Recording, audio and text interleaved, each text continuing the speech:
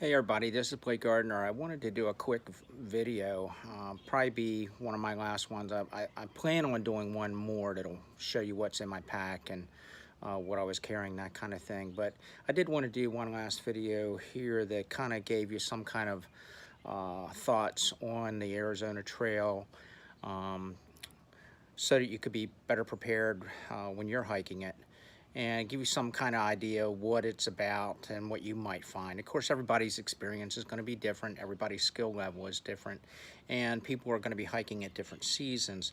Although I'd say from everything that I've read, the optimal season to do it would be the springtime, based on water availability. I know that Arizona has monsoons that hit in the June, July, maybe August time frame. I might be off 1 month one way or the other on that, but they do have a monsoon season that might make the fall a good season. But water generally is more available in the springtime, so that's a consideration. But in general, about the trail, you can really expect some temperature variation on the Arizona Trail. I started March the 1st, and February 28th it snowed. So the first peak that I did, which was Miller's Peak, went up to 9,200 feet. It was actually sunny on the south side, the Mexican side. But then once I got over onto the north side, there was 5 to 6 inches of snow. So it's, it really can be quite a different experience from one side of the mountain to the other. And the temperature swings during the day to nighttime are pretty substantial on the Arizona Trail, and they don't stop. I mean, essentially, even as you progress, let's say March 1 is when I started, and I ended in mid-April. The bottom line is you can get some pretty big swings in temperature. You can have 80 degrees during the day, and then you could be in the upper teens at night. So, you have to be prepared for that and carry the right sleeping bag and so forth. I did have a 13-degree bag, and I'll go over that stuff in that next video, what I did carry. But even with that, I was cold some nights, and I'm generally a warm sleeper. So, bottom line is there's a big temperature swing. And, once you get on the other side of the Grand Canyon, the weather is totally different. Really, even from Flagstaff, once you get outside of Flagstaff, the temperatures are cooler, but definitely on the North Rim. I had one day, the first day, first or second day that I was on the North Rim, the winds were, a sustained 30-mile-an-hour wind, high of 44 degrees temperature, and then the wind got up to 60-degree gusts, or 60-mile-per-hour gusts. So it was pretty substantial difference in weather, and it was a pretty tough day that day. Just really staying on the trail and trying to make positive mileage with those kind of conditions. And, wind is really something out there. There's really no place to hide from it once you're on the North Rim. I've got some notes here. The other thing is, there's quite a bit of ecological diversity on the trail. You're going through the desert, you're going through some high mountains, high desert land. You're definitely seeing all kinds of plant life and wildlife as you're going along. So it's pretty neat that way. You're seeing fir trees, you're seeing aspen, all types of cactus, wild animals that you may not have ever seen before. The javelinas were something I had never experienced before. And if you watch my videos, I did have one morning when I was going up a canyon, I had two of them charge at me, and I didn't know they were up there, and screamed like a baby, and scared them half to death. So they took off. Didn't want anything to do with me. But I had never seen javelina before, and I saw them 2 occasions. One was in the second time was the Gila River and that canyon that you come through, and you've got a pretty substantial climb from the river. And then the first time that I saw them was just before Patagonia. So, you know, they're pretty prevalent in that southern portion of the trail. Um, let's see, the other thing, and I did mention it a couple times in the videos, were the blue skies. I have never seen blue skies like this, and I've traveled on a PCT, the AT, up in Vermont on a long trail, and I've never had skies like these. Oftentimes I would have my wife on FaceTime with me, and that's one of the things she always mentioned. She would say, "Oh my God, I can't believe those blue skies. They're so deep and blue," and they really are. So they are really beautiful, and the quiet. It's really different than most trails where you have a lot of birds singing, or you have a lot of people that you see during the day, so you have a lot of noise going on around you. But geez, there are long periods of time where you are, the only thing that you hear are your footsteps. And when you stop, you're really taken aback by the silence that's around you. And it's pretty cool. So, you know, I really did enjoy that.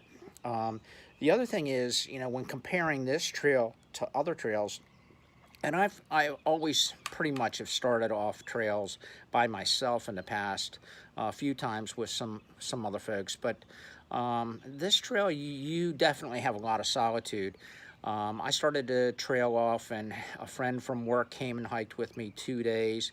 And then other than that, I only had 3 days, and they were close to the end, where I really had anybody camping with me, and then hardly ever saw anybody during the day. So you really are by yourself quite a bit. So in that respect, it's totally different than both the AT and the PCT. The long trail, you do have some periods of time where you could be by yourself there as well, depending on the time of year that you're hiking. But you're definitely in for a more remote type of experience if you're hiking the AZT. Road walks. I was not expecting as many road walks as there were, and actually some road walks are pretty cool where you don't have stone, but there are a lot of the road walks that had a lot of volcanic rock on them, or that had a lot of rock, period. So it almost became a little monotonous on the feet, or tiring on the feet, to be going over those, especially the volcanic rock.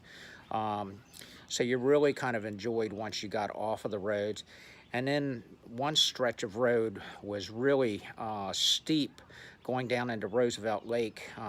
When you're taking that down, the road is very, very well packed and slick, and then there's a lot of rock on the surface. So you really have to watch your footing as you're going down that road. Matter of fact, I fell twice, hurt my back once on that stretch of road. But so you really got to be careful.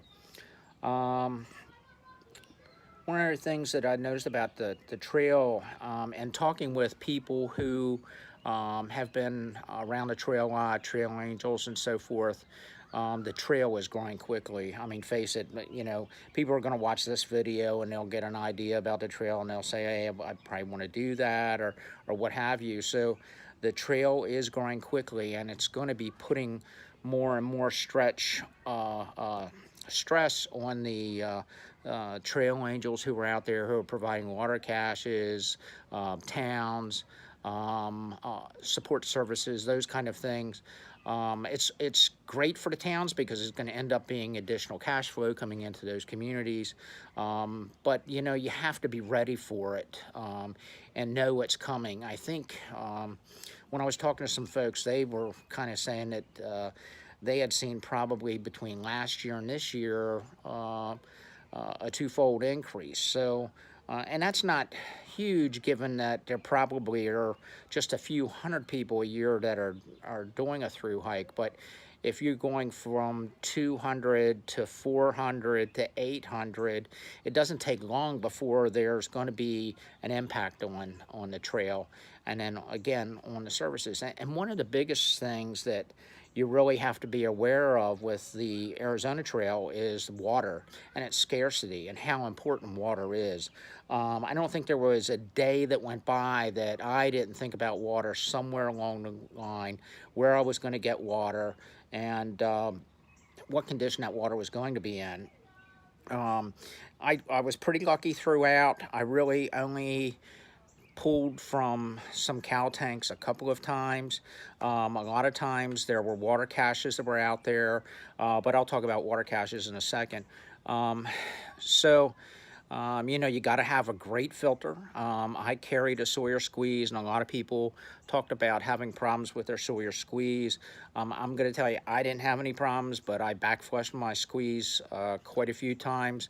Every time I was in town, I took the opportunity to um, you know, back flush it numerous times till I was very satisfied with the flow. I didn't back flush it all that much once I was on a trail. Again, I didn't pull from that many terrible water sources, but there are some pretty bad and nasty water sources out there. I just was in a situation because of either weather or the way that things were falling from me that I didn't have to take that water. Now, everybody's hike is going to be different. People hike different distances every day, that kind of thing. So I'm just talking about my experience. Cow tanks, by the way, for people who haven't had that experience, it's kind of like a berm, so it's a raised area in the ground. And then I'll say the ranchers out there, what they'll do is they'll pull water. They may have a tank nearby. They'll pump the water into the berms, or some of it's just rainwater, and it's left there for cows and livestock to drink from. So essentially, they're not only drinking from it, but they're standing in it and they're doing everything else in there as well. So, you know, folks kind of refer to that kind of water as cow tea. And it can have some taste to it, that kind of thing. Again, I was fortunate enough that I didn't have to pull from those type of water sources, but a couple of times I pulled from a horse trough once. That was on my video, but that was actually pretty good water. There were some other water sources where there were some fish in the water. Actually, kind of felt pretty good about that water. They were in there filtering the water, and you know, all in all, I got good water sources. But I also know that there were some great trail angels that went out of their way and traveled a couple of 100 miles in some cases to actually put out some water caches. And I'll talk about those trail angels in a minute, because there are some special people out there. So there are people who are really going out of their way to make sure that there's water out there. I would say that's going to be another thing that, you know, over time there's going to have to be more people who are willing to supply those water caches, because just, you know, one or two people cannot do everything on a trail that's several hundred miles the way it is. But especially above the North Rim, it seemed like there were less and less people who were out putting out water caches. And so it's pretty important. And I think also in talking with some of the folks, there's a lot of consternation over water caches. Should they even have them? You know, should folks carry out empties? I don't know. I'm kind of weighing in a little bit. I think it's going to be tough for thru hikers to actually be carrying out a gallon or larger empty containers. I mean, it's not much weight, but it is something that flip-flops around on the back of your pack constantly, kind of drives you mad. So I don't know. I think something's got to, you know, some kind of agreement's got to come down from the Arizona Trail Association about, you know, water caches, where they should be, what's the proper etiquette for empty containers, those kind of things. There are a lot of people that you can pay to put water caches out.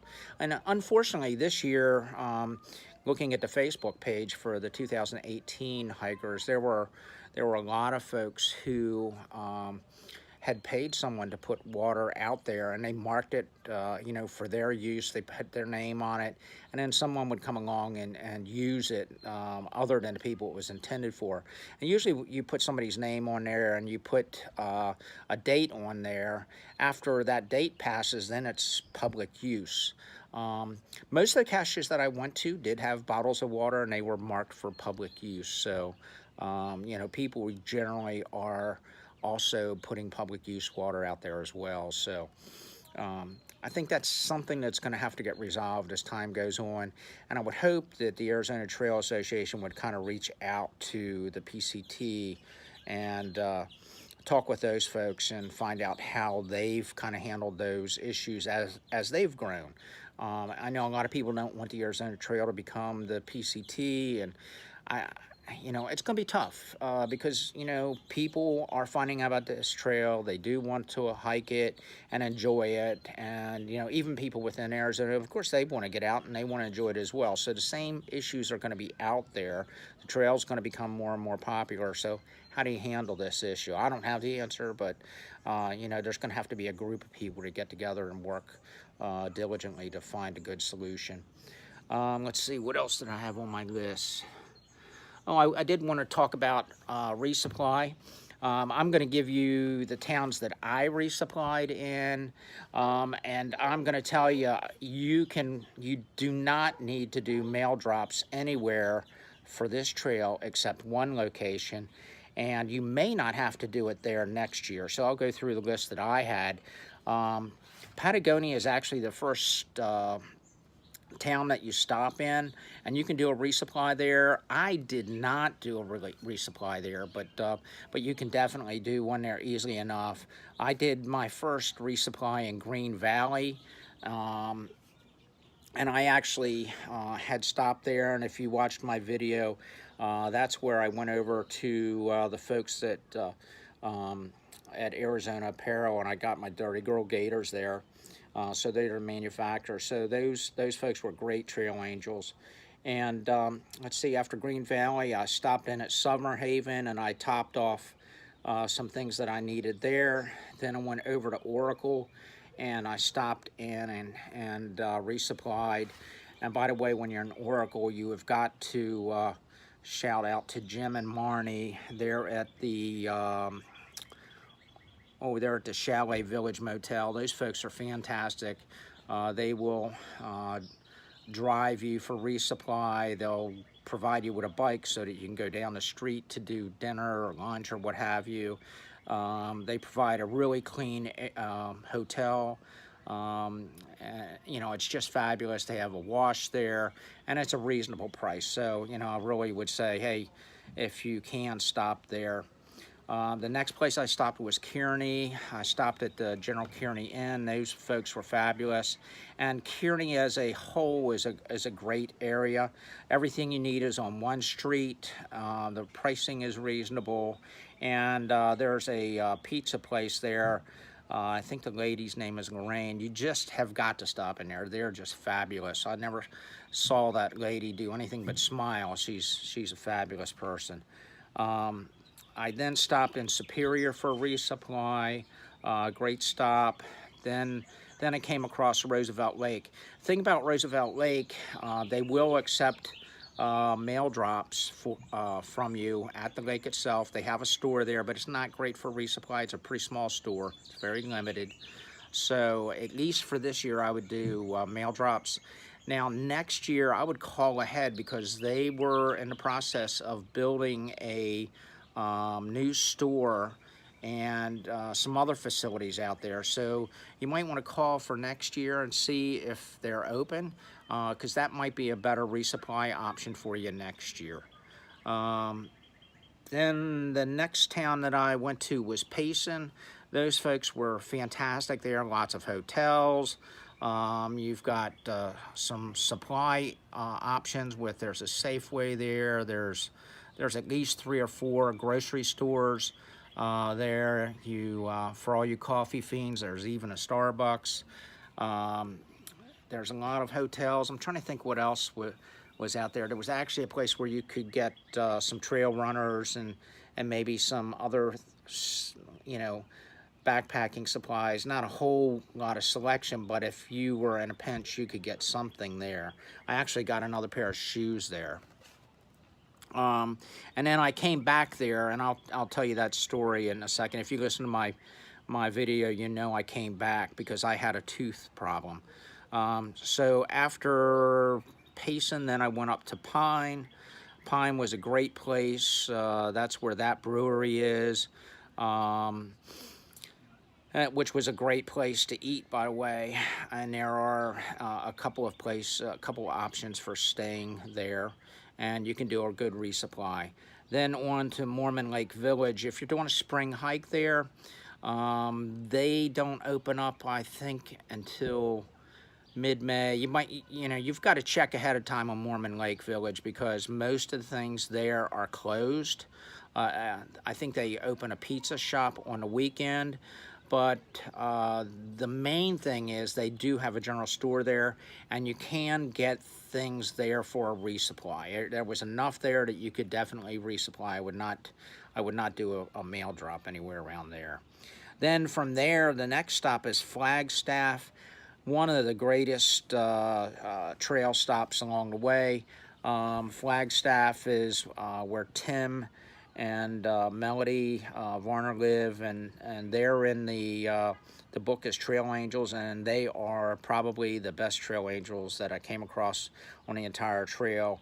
I actually met them the second and third day I was out. They actually had gotten in their camper and were doing trail magic down south, and then they drove back home, and geez, we stayed with them 2 days and just had an absolutely fantastic time.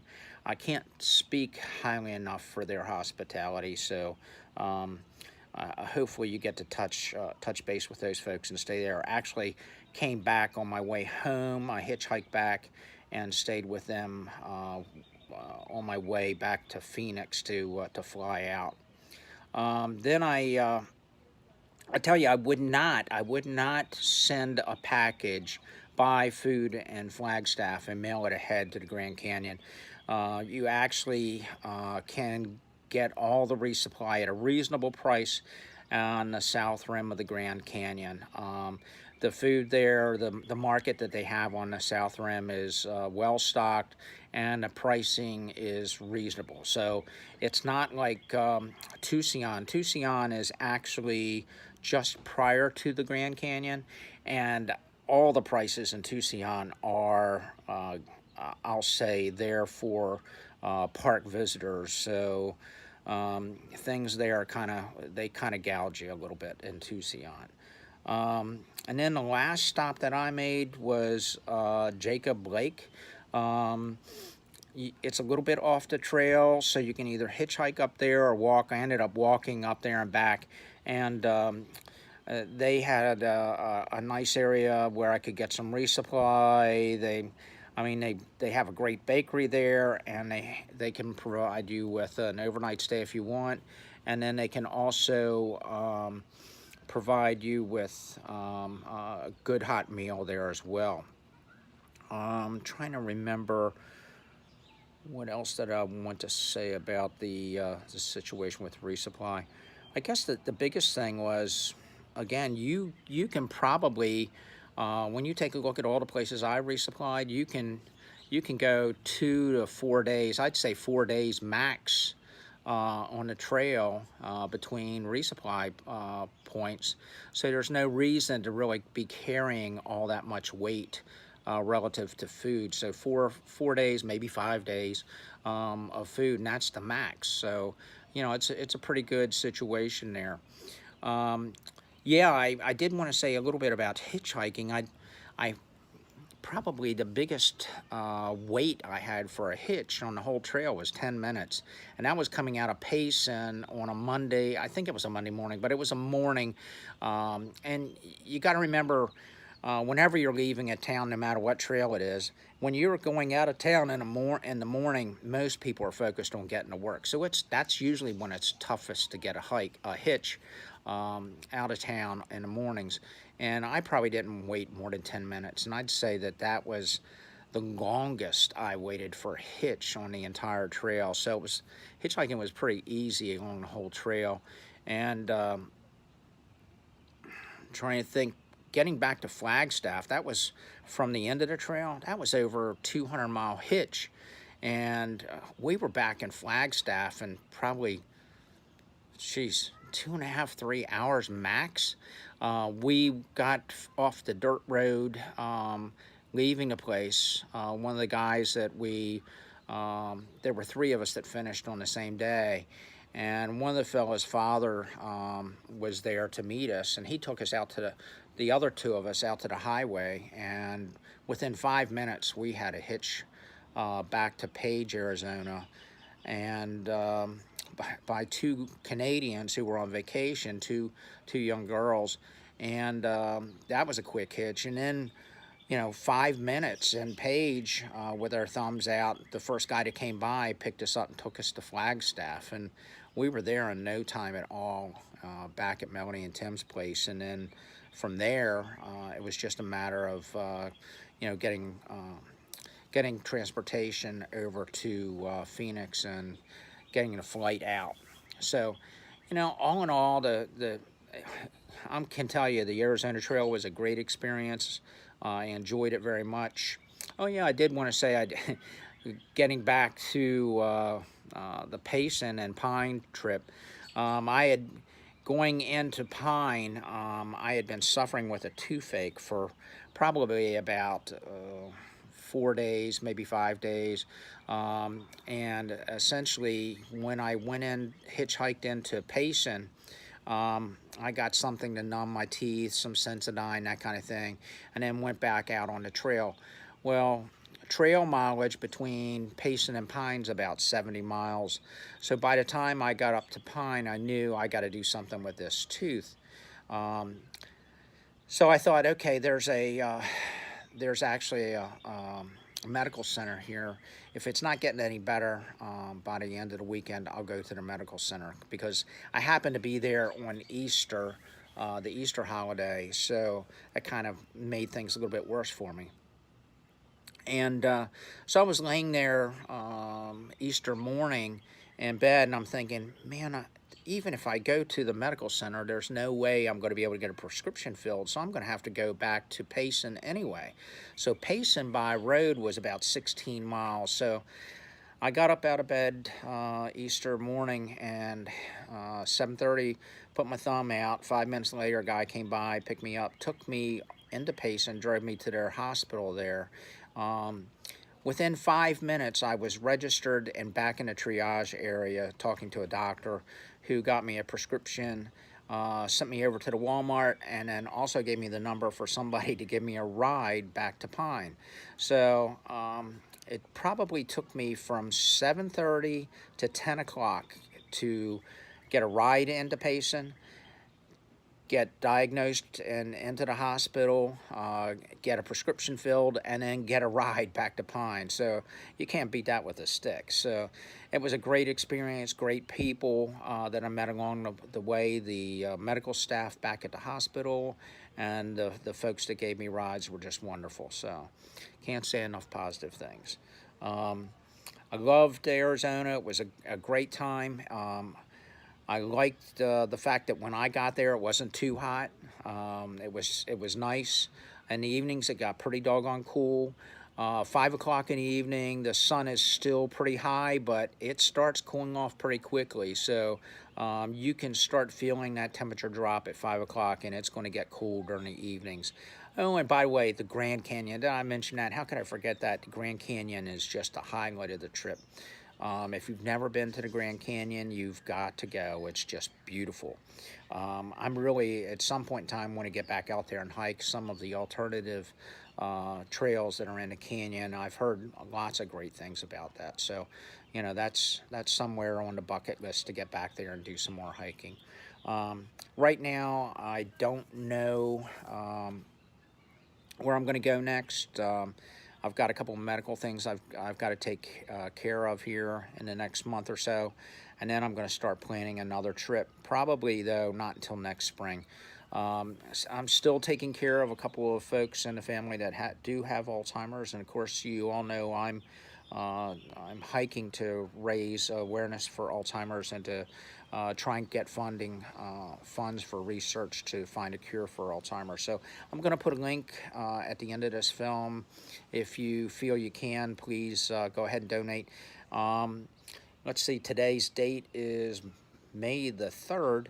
I'll probably get this out tomorrow morning, but if you contribute within the next 2 weeks, there's actually someone who's going to be doing matching funds. So, you know, if you contribute $5, it's actually going to be worth $10. So, please encourage everybody, if you've not donated yet, to go ahead and make a donation to the American Alzheimer's Association. And I'll put the link for my donation page along with this video.